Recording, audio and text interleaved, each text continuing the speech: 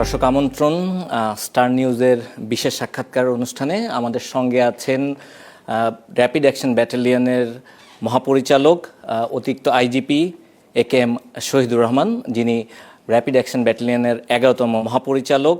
আপনাকে আমন্ত্রণ স্টার নিউজের বিশেষ সাক্ষাৎকার অনুষ্ঠানে। থ্যাংক ইউ, আপনাকে অসংখ্য ধন্যবাদ এবং স্টার নিউজের যারা দর্শক শ্রোতা আছে তাদের প্রতি রইল আমার শুভকামনা। 5 আগস্ট পরবর্তী যেই সময়টা ছিল, এই সময়টা বিশেষ একটা মুহূর্ত আসলে পুরো জাতি পার করেছে এবং এই বিশেষ মুহূর্তে আপনি র্যাবের দায়িত্ব পান এবং সেই সময় আইন শৃঙ্খলা বাহিনী অনেকটা বলা যায় যে ভঙ্গুর অবস্থায় ছিল, মনোবল একেবারেই ভেঙে গিয়েছিল। সে অবস্থা থেকে বর্তমান যে অবস্থা, এই পুরো বিষয়টাকে কিভাবে আসলে মূল্যায়ন করবেন? 5ই আগস্ট আমাদের জাতির জীবনে একটা মাইল ফলক। স্বৈরাচারী সরকারের পতন ঘটে এবং সেই সময় আইন শৃঙ্খলা রক্ষাকারী বাহিনী হিসেবে পুলিশের উপরেও 5ই আগস্টে এবং জুলাই আগস্টের সময় আন্দোলনের সময় পুলিশের ভূমিকার কারণে 5 তারিখ বাংলাদেশ পুলিশের বিভিন্ন ইউনিটের বিভিন্ন সদস্য অনেকটা জনরোষের সম্মুখীন হয় এবং অনেক পুলিশ সদস্য নিহত হয়, পুলিশের স্থাপনা আক্রান্ত হয় এবং একেবারে একটা ভঙ্গুর অবস্থায় ছিল। এরপরে 6 তারিখে আমি তখন পুলিশ টেলিকমে কর্মরত ছিলাম, জানতে পারি যে পুলিশের বিভিন্ন জায়গায় থানা ফাঁড়ি এখানে আগুন লাগানো হয়েছিল, অনেক পুলিশ সদস্য মৃত্যুবরণ করে এবং রাজারবাগ পুলিশ লাইনেও এক ধরনের বিদ্রোহের একটা গুমট একটা অবস্থা পরিলক্ষিত হয়। সেই সময় আমি এবং আমার কিছু সহকর্মী এবং কিছু রিটায়ার্ড অফিসার ছিলেন, তাদের সহযোগিতা নিয়ে আমরা পরিস্থিতিটাকে স্বাভাবিক করার জন্য আপ্রাণ চেষ্টা করি। আমরা আপনার এই যে সমস্ত পুলিশ নিহত হয়েছে তাদের ডেড বডি সংগ্রহ করা, রাজারবাগ পুলিশ লাইনে নিয়ে আসা এবং রাজারবাগ পুলিশ লাইনের যে সদস্যরা ছিল যাদের মধ্যে একটা ক্ষোভ ছিল, তাদের আমি রাজারবাগ যাই আমার সহকর্মী নিয়ে এবং তাদের সাথে কথা বলি এবং তাদের যে ক্ষোভটাকে প্রশমিত করে তারা যাতে স্বাভাবিক কাজকর্মে ফিরে আসে এরকম একটা প্রচেষ্টা চালাই। সেই থেকে পর্যায়ক্রমে পুলিশটা আজকে এই অবস্থায় আর কি আসছে। তো এখন তো আপনারা দেখতেই পাচ্ছেন যে পরিমাণ আঘাত পুলিশের উপরে এসেছিল, যে অবস্থা তৈরি হয়েছিল, সেখান থেকে 1.5 বছরের মাথায় বাংলাদেশ পুলিশ সেইটা অনেকটাই কাটিয়ে উঠছে বলে আমি মনে করি। চ্যালেঞ্জগুলো কি ছিল আসলে? আপনারা জানেন যে স্বৈরাচার আমলে পুলিশ যেভাবে জনগণের বিপক্ষে অবস্থান নিয়েছিল, সেখান থেকে একটা জনবান্ধব আইন শৃঙ্খলা বাহিনীতে পরিণত করা, এটাই ছিল আমাদের বড় চ্যালেঞ্জ এবং আমরা চেষ্টা করেছি যাতে মানুষের একটা আস্থা ফিরে আসে পুলিশের কার্যক্রমের উপরে, মানুষ যাতে পুলিশকে শত্রু মনে না করে, সেটি ছিল আমাদের বড় চ্যালেঞ্জ। এবং প্রথম পুলিশ কোথাও কাজই বের হতে পারতো না, একটা বাধার সম্মুখীন হতো, বাট সেই পরিস্থিতি ক্রমান্বয়ে একটু উন্নতি হয়েছে এবং এখন মোটামুটি পুলিশ তার স্বাভাবিক কাজকর্ম করে যাচ্ছে। পরিবর্তিত যে পরিস্থিতি, আপনারা একটা সংস্কার চেয়েছিলেন আসলে পুলিশে, তো এর প্রেক্ষিতে বর্তমান যে অন্তর্বর্তীকালীন সরকার রয়েছে সেই সরকারও একটি কমিশন গঠন করেছিল, যে সংস্কার কমিশন, পুলিশে যেন তারা একটা সংস্কার নিয়ে আসতে পারে। এই সংস্কার কমিশনের যে বেশ কিছু সুপারিশ করা হয়েছে, আপনি কি মনে করেন আসলে এটা কতটা পুলিশ বান্ধব হয়েছে, বা এই সংস্কার কমিশনের সুপারিশগুলোকে আসলে আপনি? এই সংস্কার কমিশনের যে সুপারিশ আছে সেই সুপারিশগুলো যদি বাস্তবায়ন করতে পারি তাহলে আমি মনে করি যে পুলিশের এবং জনগণের মধ্যে যে একটা দূরত্ব সেটা অনেকটাই কমে আসবে। এই কমিশনের সুপারিশে পুলিশকে একটা জবাবদিহিতার আওতায় নিয়ে আসা একটা সুযোগ আছে, যেটা খুবই দরকার। এবং পাশাপাশি পুলিশের সদস্য তার দায়িত্ব পালন করতে গিয়ে তার ভিতরে যদি কোনো ক্ষোভ, সে যদি কোনো সমস্যায় পড়ে, সেটাকেও একটা জানানোর জন্য একটা প্ল্যাটফর্ম তৈরি হয়েছে। অর্থাৎ পুলিশের বিরুদ্ধে জনগণের যদি কোনো অভিযোগ থাকে সেটাও তারা একটা স্বাধীন একটা কমিশনকে তারা জানাতে পারবে এবং পুলিশও যদি তার দায়িত্ব পালন করতে গিয়ে যদি কোনো তাদের সমস্যায় পড়ে সেটাও সেখানে জানাতে পারবে। তার মানে একটা আমি বলবো যে এই সংস্কারগুলি বা এই সুপারিশগুলি বাস্তবায়ন করতে গেলে পুলিশ নিরপেক্ষভাবে, স্বাধীনভাবে, স্বাধীন বলবো মানে আইনের আওতায় এসে আইন মেনে পুলিশ তার দায়িত্ব পালন করতে পারবে। এখানে পুলিশের উপরে বাইরে থেকে যাতে কোনো প্রভাব না পড়ে সেরকম কিছু রক্ষা কবচ আছে। কিন্তু সাবেক অনেক পুলিশের প্রধান বা সাবেক অনেকে এবং বিশ্লেষক যারা রয়েছেন তাদের ভাষ্য হচ্ছে যে এই যে সংস্কার কমিশনের যে প্রস্তাবনাগুলো দেওয়া হয়েছে এতে করে যেই প্রস্তাব দেওয়া হয়েছে এতে পুলিশ আরো নখদন্তহীন হয়ে পড়তে পারে। আমি পুলিশের নখ বা বড় দাঁতের দরকার নেই। পুলিশের দরকার হলো আইন প্রয়োগ করা, যে আইন আছে সেই আইনের বাস্তবায়ন করা। সেটি যদি পুলিশ নিরপেক্ষভাবে, স্বাধীনভাবে, কোনো রকম বাইরে থেকে কোনো বাধা বা প্রভাবমুক্তভাবে দেশের প্রচলিত আইন যদি প্রয়োগ করতে পারে, সেটাই হবে সবচেয়ে ভালো। এবং এটি আমি মনে করি যে পুলিশের কাজ। পুলিশ কমিশনটা যদি গঠিত হয় এবং এটা যদি ঠিকমতো ফাংশন করে, তাহলে পুলিশের পক্ষে কোনো প্রকার কোনো ধরনের রাজনৈতিক বা প্রভাবশালী চাপের বাইরে থেকে মুক্তভাবে সে কাজ করতে পারবে। এবং এটা করতে পারলেই এটা জনগণের জন্য সবচেয়ে ভালো একটা জিনিস হবে। তার মানে আপনি বলতে চাচ্ছেন কমিশন গঠন হতে হবে? কমিশনটা দরকার, হ্যাঁ, কমিশনটা দরকার। যদি কমিশন গঠন না হয়, যে সরকার থাকবেন তাদের যদি রাজনৈতিক সদিচ্ছা থাকে যে না, পুলিশ নিরপেক্ষভাবে কাজ করবে, পুলিশ আইন অনুযায়ী কাজ করবে, তাহলেও সেটা সম্ভব। তবে কমিশন হলে পুলিশের, আমি মনে করি যে তাদের কাজের ক্ষেত্রে, কাজের পরিবেশ এবং যেটা বলে যে আইন প্রয়োগ বা আইন অনুযায়ী কাজ করার পরিবেশটা ভালো হবে। যখন থেকে তৈরি হয়েছে তখন থেকে আমরা যতটুকু জানি যে র্যাব আসলে অপরাধীদের কাছে একটা মূর্তমান আতঙ্ক ছিল এবং আতঙ্কের প্রতীক। কিন্তু এখনো কি আসলে অপরাধীরা র্যাবকে সেইভাবে ভয় পায় কিনা? আমাদের যে বিচার ব্যবস্থার যে দীর্ঘসূত্রিতা বা বিভিন্ন কারণে সাজা নিশ্চিত করাটা একটু চ্যালেঞ্জ হয়ে যাচ্ছে আমাদের জন্য। আমরা অপরাধী গ্রেপ্তার করি, সে জেলে যায়, আবার জামিন পেয়ে বের হয়, আবার আরেকটা অপরাধ করে, আবার তার বিরুদ্ধে আবার আরেকটি মামলা রুজু, তাকে আবার গ্রেপ্তার, আবার কোর্টে পাঠানো বা জেলে পাঠানো, এই প্রক্রিয়ার মধ্যে আমরা আছি।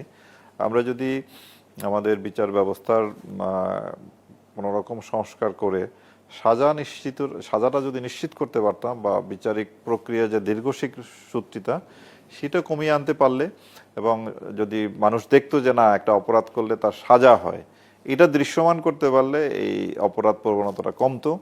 কিন্তু আমরা এখানে পুরোপুরি সফল হচ্ছি না। আমাদের দেশের অপরাধীরা তারা গ্রেপ্তার হয়, জেলে যায়, আবার বের হয় জামিনে, আবার অপরাধ করে, এটা রিপিটেড একটা সাইকেলের মধ্যে আমরা আছি। তো এইখানে যদি আমরা তাদেরকে সাজাটা নিশ্চিত করতে পারলে তাহলে হয়তো অপরাধ প্রবণতা কমতো। আর তারা আইনকে ভয় পাক, এটি আমরা চাইবো, কোনো বাহিনীকে ভয় পাওয়ার কোনো দরকার নেই। সবশেষ যেটা দেখলাম যে জঙ্গল সলিমপুরে যেই অভিযান, র্যাব অভিযানে গেল এবং সেখানে সন্ত্রাসীরা হামলা করলো এবং পরের দিন তারা আবার প্রেস ব্রিফিংও করলো। প্রেস ব্রিফিং করে তারা বলছে যে তাদের অনুমতি ছাড়া আসলে সেখানে যাওয়া যাবে না, এবং সেই পরবর্তীতে কোনো একটা সাঁড়াশি অভিযান, একজন অফিসার মারা গেছে, সেরকম আমরা দেখিনি। এতে কি আসলে বাহিনীর কোনো দুর্বলতা? না, বাহিনীর কোনো দুর্বলতা নাই। জঙ্গল সলিমপুরে আমাদের যে অপারেশনটা হয়েছিল সেখানে আমাদের সদস্যরা সাহসিকতার পরিচয় দেয়, এবং আপনারা জানেন যে আমাদের প্রত্যেকটা অপারেশনের পিছনেই কিন্তু একটা সার্টেন অ্যামাউন্ট ঝুঁকি থাকে। অস্ত্র উদ্ধার, মানে এই ধরনের সন্ত্রাসীদের গ্রেপ্তার, এটা কিন্তু খুব এমনি খুব সহজ প্রক্রিয়া না। আমরা কিন্তু যথেষ্ট ঝুঁকি নিয়ে এই কাজগুলো করি।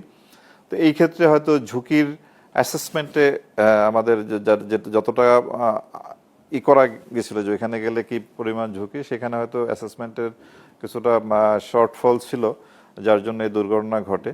তো আমরা এই ঘটনার পরে এদেরকে আইনের আওতায় আনার জন্য মামলা রুজু হয়েছে, এবং এই পর্যন্ত প্রায় 8 জন এজাহার নামী আসামি গ্রেপ্তার করা হয়েছে। এবং জঙ্গল সলিমপুর ওইটি আপনার পাহাড়ের ভিতরে দুর্গম এলাকা, সেখানে একটা অপারেশন পরিচালনা করার জন্য যে প্রস্তুতি সেটা আমরা নিচ্ছি। প্রস্তুতি গ্রহণ সম্পন্ন হলে হয়তো একটা ফুলফিলেজ একটা অপারেশন করব। সেখানে যারা অপরাধী আছে তাদেরকে গ্রেপ্তারের ব্যবস্থা নেওয়া হবে। সেখানে যে সরকারি যে খাস জমি অপদখলে আছে, জেলা প্রশাসন হয়তো সেটা উদ্ধারের উদ্যোগ নেবে। একটা সমন্বিত একটা প্রচেষ্টা গ্রহণ করা হবে। সামনে নির্বাচন, এবং নির্বাচনকে কেন্দ্র করে নিশ্চয়ই আপনারা নানা ধরনের পরিকল্পনা নিয়েছেন। যদি একটু আমাদেরকে বলতেন যে র্যাবের পক্ষ থেকে আসলে কি ধরনের পরিকল্পনা নেওয়া হবে? আপনার র্যাপিড অ্যাকশন ব্যাটালিয়ন নির্বাচনের অনেক আগ থেকেই আমরা আইন শৃঙ্খলা পরিস্থিতি স্বাভাবিক রাখা, যারা অপরাধী তাদের গ্রেপ্তার করা, অবৈধ অস্ত্র উদ্ধার অভিযান, এটি কিন্তু আমাদের বেশ আগে থেকেই চলমান আছে, এখনো এটি চলতেছে। এটা আমরা চেষ্টা করতেছি। আমরা নিয়মিত অভিযান পরিচালনা করি, চেকপোস্ট করি, এবং এখন যে নির্বাচনী যে প্রচারণাগুলো চলতেছে সেখানে যাতে কোনো রকম কোনো সহিংসতা বা কোনো রকম কোনো না হয়, সেজন্য আমরা সর্বদাই সতর্ক থাকি। আর নির্বাচনী আপনার আমাদের ডেপ্লয়মেন্ট নির্বাচনের 4 দিন পূর্ব থেকেই একেবারে ফুলফ্লেজ আমাদের ডেপ্লয়মেন্ট হবে। তো আমরা র্যাপিড অ্যাকশন ব্যাটালিয়ন আপনার স্ট্রাইকিং এবং মোবাইলের দায়িত্বগুলি পালন করবে। তো আমরা 64 জেলা এবং 8টি মেট্রো আছে, সেখানে আমাদের যে জনবল আছে সাধ্যমতো সেটি আপনার ওই নির্বাচনের 4 দিন আগেই মোতায়েন হবে এবং অন্যান্য যে সমস্ত বাহিনী আছে তাদের সাথে সমন্বয় রেখে আমরা কাজ করব। আমাদের প্রায় 7,500 থেকে 8,000 মতো র্যাব সদস্য মোতায়েন থাকবে। এই নির্বাচনকালীন সময় একটা বড় প্রশ্ন থাকে, বড় প্রশ্ন যে প্রশাসন আসলে রাজনৈতিক নেতাদের প্রভাবে প্রভাবিত হয়ে প্রশাসন ব্যবহার হয়, এবং আগের যে নির্বাচনগুলো হয়েছে সেই নির্বাচনেও আমরা এরকম দেখেছি। জুলাই বিপ্লবের পর প্রথম নির্বাচন, এই নির্বাচনে আসলে প্রশাসন ব্যবহার হবে কিনা? আমরা আমাদের যদি অতীতের নির্বাচনগুলি দেখি, যে সমস্ত নির্বাচন তত্ত্বাবধায়ক সরকারের আমলে হয়েছে সেই নির্বাচনে প্রশাসন নিরপেক্ষভাবে সুষ্ঠুভাবে নির্বাচন করেছে। আর দলীয় সরকারের অধীনে যে গত 3টি নির্বাচন, সেই নির্বাচনগুলি ত্রুটিপূর্ণ ছিল। যেহেতু এবার একটি অন্তর্বর্তীকালীন সরকার আছে, অন্তর্বর্তীকালীন সরকার চাচ্ছে সুষ্ঠু নির্বাচন, উৎসবমুখর নির্বাচন, নির্বাচন কমিশনও চাচ্ছে সুষ্ঠু একটা নির্বাচনের জন্য, এবং আমরা আইন শৃঙ্খলা রক্ষাকারী বাহিনী আমাদের যে নির্বাচনে অতীতের 3টা নির্বাচনের যে দুর্নাম সেটি ঘুচানোর একটা ভালো সময়। আমি আপনাদেরকে কথা দিতে পারি যে র্যাপিড অ্যাকশন ব্যাটালিয়ন সহ আমরা যারা আইন শৃঙ্খলা রক্ষায় যে সমস্ত যতগুলি বাহিনী আছি সবাই আমরা একেবারে নিরপেক্ষভাবে, নিষ্ঠার সাথে, আন্তরিকতার সাথে এবং একটা ভালো নির্বাচন করা যায় সেজন্য আপ্রাণ চেষ্টা করব, এবং আমরা দেশবাসীকে একটি ভালো নির্বাচন উপহার দিতে সক্ষম হব। র্যাবের অভিযানে আসলে কখনো রাজনৈতিক প্রভাব কি বাধা হয়ে দাঁড়ায় কি? আমার দায়িত্বকালীন সময় বলতে পারি যে এই সময় আমরা যে সমস্ত অভিযান পরিচালনা করেছি, যত অপারেশন করেছি, কোথাও কোনো ধরনের বাধার সম্মুখীন আমরা হইনি। রাজনৈতিক হাতিয়ার হিসেবে র্যাবকে সবচেয়ে বেশি ব্যবহার করা হয়েছে। এটা আপনার একটা বাহিনী তার যে দেশের যে প্রচলিত আইন কানুন মেনে কাজ করবে, এটাই প্রত্যাশিত। কেউ যদি কোনো ত্রুটি বিচ্যুতি করে, আইন যদি ভঙ্গ করে, রাজনৈতিক উদ্দেশ্যে ব্যবহৃত হয়, সেই দায় তাকেই বহন করতে হবে। র্যাবের দায়িত্ব নেওয়ার পর থেকেও আমরা র্যাবের প্রতিটি সদস্য আপ্রাণ চেষ্টা করেছি যে দেশের প্রচলিত আইন মেনে আমরা কাজ করব, কারো দ্বারা প্রভাবিত হয়ে কোনো কাজ করব না। আমরা সেই বিষয়ে এখনো অবিচল আছি। শীর্ষ সন্ত্রাসীরা 5 আগস্টের পরে আমরা জানি যে অনেকে জামিনে বের হয়েছেন, এবং আপনি নিজেও দেখেছেন যে এই ইতিমধ্যে বেশ কয়েকটি জায়গায় মানে আন্ডারওয়ার্ল্ড কানেকশনে বেশ কয়েকটি হত্যাকাণ্ড সংঘটিত হয়েছে। তা আপনারা কি আসলে কোন কোন এলাকায় কোন কোন শীর্ষ সন্ত্রাসীরা এইভাবে প্রভাব বিস্তার করছে এবং তাদের কোনো তালিকা তৈরি করেছেন কিনা, আপনারা তাদেরকে নজরদারিতে রেখেছেন কিনা? আমরা আপনার জামিনপ্রাপ্ত যে সমস্ত শীর্ষ সন্ত্রাসী আছে তাদের উপরে আমাদের নজরদারি আছে, এবং আমি আপনাদেরকে বলতে পারি যে এই পর্যন্ত যতগুলি হত্যাকাণ্ড হয়েছে প্রায় প্রতিটি হত্যাকাণ্ডই এবং এর সঙ্গে যারা জড়িত তাদেরকে গ্রেপ্তার করতে আমরা আইন শৃঙ্খলা বাহিনী কিন্তু সক্ষম হয়েছে। আমাদের যে কার্যক্রম আইন শৃঙ্খলা রক্ষাকারী বাহিনী হিসাবে সেটি আমরা সবাই মিলে সমন্বিতভাবে কাজ করে যাচ্ছি, এবং আমি মনে করি পরিস্থিতি এখনো আইন শৃঙ্খলা পরিস্থিতি আমাদের নিয়ন্ত্রণের মধ্যেই আছে। গণমাধ্যমের তথ্য এবং নির্বাচন কমিশন এবং স্বরাষ্ট্র উপদেষ্টা নিজেও বলেছেন যে প্রচুর আগ্নেয়াস্ত্র দেশে ঢুকছে। সীমান্ত পাহারার দায়িত্বে বর্ডার গার্ড বাংলাদেশ, তারা সেই দায়িত্ব পালন করতেছে। আমরা গোয়েন্দা সংস্থাদের সাথে সমন্বয় রাখতেছি, এবং আমরাও গোয়েন্দা তথ্যের মাধ্যমে অবৈধ অস্ত্র উদ্ধারের চেষ্টা চালিয়ে যাচ্ছি, এবং এই পর্যন্ত আমরা অনেক অস্ত্রই উদ্ধার করেছি। তো আপনার এই দেশের ভিতরে অস্ত্র ঢোকার যে একটা কথা শোনা যায়, আমরা এ ব্যাপারে সচেষ্ট আছি, আমাদের গোয়েন্দা নেটওয়ার্কও সজাগ আছে। তা আমরা আশা করি যে কোনো পরিস্থিতি আমরা মোকাবেলা করতে সক্ষম হব। কিশোর গ্যাং হচ্ছে মানে একটা যে কোনো এলাকায় সবচেয়ে বড় প্রবলেমের কারণ, এবং আপনারা সবশেষ আমরা জানি যে একটা তালিকাও তৈরি করেছিলেন। আভিযানিক কার্যক্রম কি এখন থেমে গেছে কিনা? আমি কিশোর গ্যাং বা যে কোনো অপরাধ এটাকে আলাদা করে দেখতে চাই না, যে অপরাধী সে যে বয়সেরই করুক আমাদের প্রচলিত আইনে। তো কিশোর গ্যাং বলতে আপনারা যাদেরকে বোঝান যে বয়সে যারা তরুণ, অল্প বয়স, তারা উঠতি বয়সী ছেলেরা অপরাধে সম্পৃক্ত হওয়া, এটি আসলে আমাদের সমাজে একটা দুঃখজনক একটা ঘটনা। একটা কিশোর বা একটা তরুণ যে বয়সে তার স্কুল কলেজে থাকার কথা, পড়াশোনা করার কথা, সেই বয়সে তারা সেই পড়াশোনার মধ্যে না থেকে তারা অপরাধের সঙ্গে জড়িত হচ্ছে। বাট এই অপরাধীরাও কিন্তু মানুষ, তার এখন এই বয়সে তার একটা শিক্ষা প্রতিষ্ঠানে থাকার কথা, পরিবারের সাথে থাকার কথা, বাট কোনো না কোনো কারণে সেই পরিবেশটা আমরা বোধহয় তাকে দিতে পারি নাই। তা নাহলে যে কিশোর যে অপরাধীরা তারা যেভাবে জীবনযাপন করে, যেভাবে ঝুঁকিপূর্ণভাবে অপরাধের সাথে সম্পৃক্ত হয়, গ্রেপ্তার হয় এবং অনেক সময় তারা পাবলিকের হাতে ধরা পড়লে গণপিটুনির শিকার হয়, তো একটি 17-18 বছরের ছেলের এইরকম অবস্থায় থাকার কথা না। আমরা যদি আমাদের দেশের শতভাগ তরুণরে বা কিশোর বা শিশু তার যে সময় যে শিক্ষা প্রতিষ্ঠানে থাকার কথা, পরিবারের সাথে থাকার কথা, এটা যদি আমরা নিশ্চিত করতে পারতাম, তার এই অনিশ্চিত যে একটা জীবনের মধ্যে সে প্রবেশ করছে, এটা যদি আমরা বন্ধ করতে পারলে আমাদের কিন্তু অপরাধ প্রবণতা অনেক কমতো। দরকার ছিল যে সে পূর্ণবয়স্ক হওয়ার আগ পর্যন্ত তার বাবা মা তাকে দেখবে, পূর্ণবয়স্ক হওয়ার পরে সে লেখাপড়া শেষ করে সে একটা চাকরিতে ঢুকবে। কিন্তু এই সুযোগ বঞ্চিত ছেলেগুলাই বোধহয় এই কিশোর গ্যাং বা এই ধরনের যে নামই আমরা বলি না কেন এই অপরাধের সাথে সম্পৃক্ত হয়।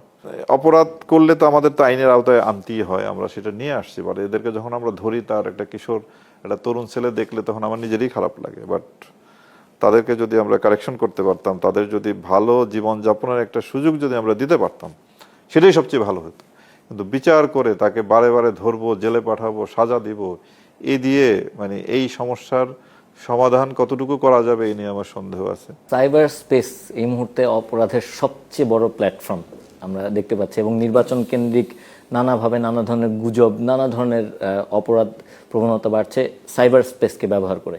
তো এই স্পেসের নিয়ন্ত্রণের জন্য বা এই নানা ধরনের প্রিকশন আপনারা নিয়ে থাকেন, এবং র্যাবের আলাদা একটি সাইবার টিমও আছে, আমরা মনিটরিং টিম আছে।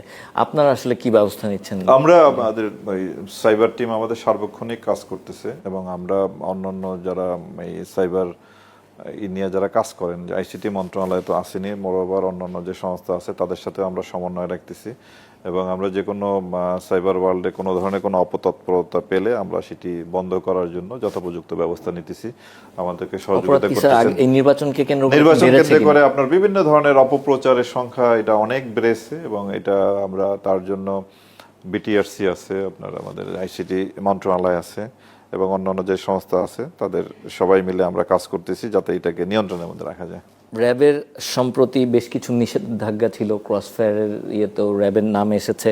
তো সেক্ষেত্রে মানবাধিকার সমুন্নত রাখতে আপনি বলছিলেন যে আপনারা আইনের মধ্য থেকে আসলে কাজ করতে চান। আসলে কি এটা সম্ভব? আইনের মাধ্যমে আইনের বাইরে যাওয়ার তো আমার কোনো সুযোগ নাই।